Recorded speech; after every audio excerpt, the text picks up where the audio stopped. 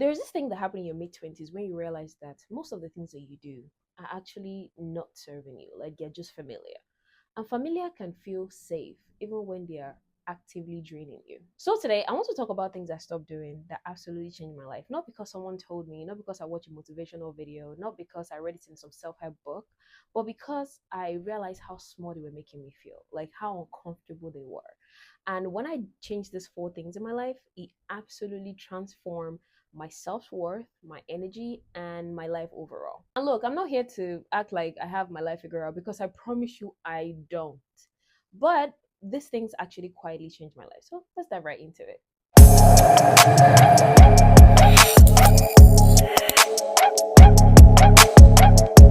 Hey besties, welcome back to my YouTube channel. My name is Marina KG Abdurafi, and here on this channel we'll talk about self-help, self-development, or we'll be talking about that. I do vlogs as well, but I'm still struggling with this whole YouTube thing, so you're going to have to bear with me. We're gonna get there. So today we're talking about four things I stopped doing that absolutely changed my life. Number one, I stopped over explaining myself. Look, I used to give the most detailed explanation as to every single decision that I make. Like if I don't want to go somewhere, I need like a whole paragraph ready as to why I don't want to come, why it wasn't comfortable for me, why it's not about them, why I hope they wouldn't take it personal. Like I would just have like a paragraph ready as to how I would explain the situation to the person. And then I sat down one day, I was like, why do I always decide, like, why do I always explain my decision to people that didn't even ask? And the most interesting answer I could find, or the most honest answer I could find, was the fact that I was trying to. I think if I do not explain myself, people are going to perceive me badly, or they're going to think badly of me. Like I was literally micromanaging everyone's perception of me in real time.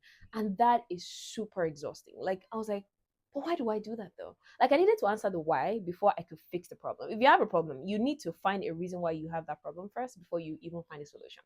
So that was the most detailed answer I could find. Like I was micromanaging everyone's perception of me. I want to be perceived as the good person. I don't want this person to think badly of me. And that was the most detailed explanation I could find. The shift was actually pretty simple. Like I cannot make it is a complete sentence. No is a complete sentence. That doesn't work for me is a complete sentence. And I realized I don't actually need a dissertation as to my personal decisions and choices. I don't need to have this decision ready for anybody, because why do I do that? Why? Okay, if somebody's going to perceive you badly, they're going to perceive you badly anyway. So you explaining doesn't actually really change anything. So I was there like, okay, we're not doing this anymore. Like we're no longer doing this. And honestly, people that understand and respect you, they will actually adjust and they will agree with your choices, right? And people that push back after that are actually answering a question that you don't need to argue with them about. They're answering questions about where you stand in their life and how they perceive you anyway. So you explaining wouldn't change anything. So we might as well cut that. Number two, I stopped telling people about my plans before I started. This is a little embarrassing. I can't even believe that I'm going to share this on social media, but yeah, here we are. I feel like everyone has done this one or twice before, and if you haven't, well, good for you. But yeah, I'm just gonna admit, okay, it's a little embarrassing, but here we go. Earlier this year, I posted a video on my Instagram, full confidence. I wasn't under duress. Nobody put a gun to my head. I talk about how I was going to be consistent, grow my socials, and I was going to get to 100K across all social media platforms. And honestly, that did not happen. I said that, like, I made the video and I posted it. I did that myself. I mean, after I posted the video, actually, life happened. I lost my footing, I lost my motivation, I lost my job, and there was just so many things going on, and my motivation dipped. And for a while, I feel like a failure because I was like, I made a promise I couldn't keep, not just to other people, but to myself. Because instead of having 100K across all socials, I'm sitting about 5K across all my social media platform. I said I was going to take my YouTube seriously. I think I've only posted like one video throughout this year, and it was mentally exhausting.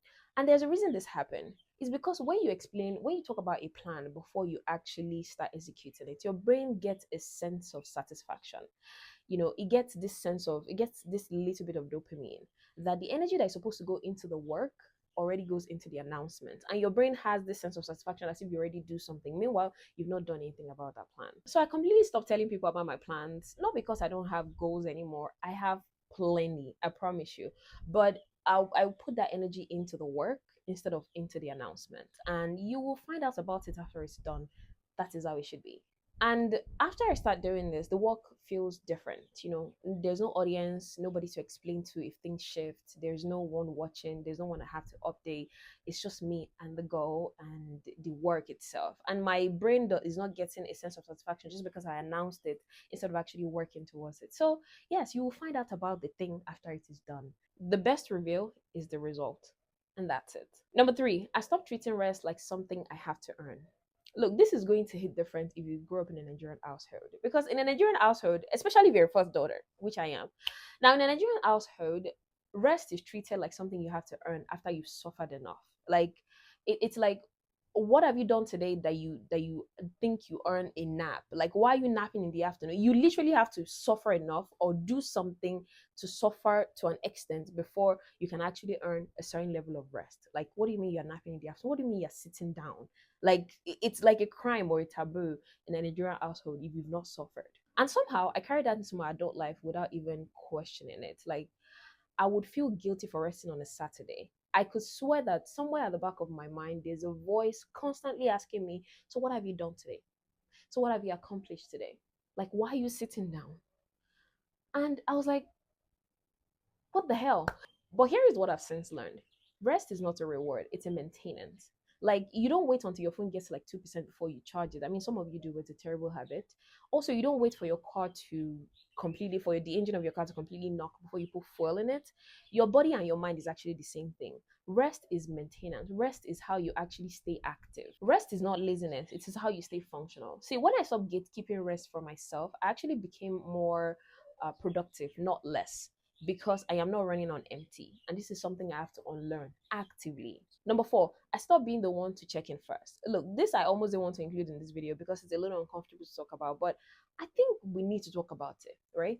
I'm always that friend that check in first. I will text, I'll call, I will reach out, I'll make plans however I can. When it comes to my people, I show up for them like that. I wouldn't say that I'm a nice person, but I am a kind person to everybody. And when it comes to my people, I like to show up for people in my life, and that is who I am. And I like it, right? I am a caring person when it comes to my people. And one day I just stopped, and not out of anger. I wasn't even trying to test anyone. I was just like, okay, I just wanted to see who would reach out or who would check in, and not one person checking. Like, I was quiet, and all I heard is crickets.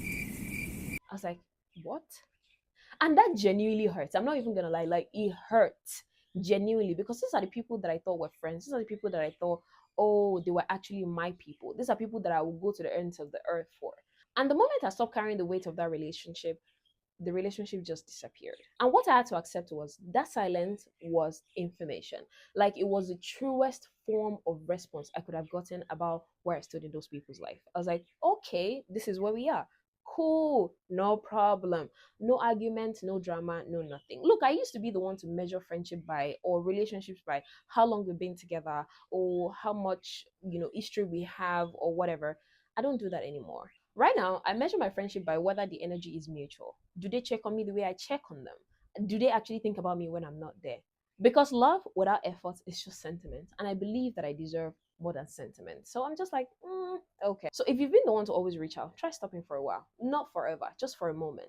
And what happened next will tell you exactly what you need to know about this relationship. And honestly, none of this was actually dramatic. It was just a quiet decision I have to make over time to not abandon myself to make other people comfortable. If any of this hits you, I just want you to know you're allowed to take up space. You're allowed to be big. You're allowed to be loud. You're allowed to rest.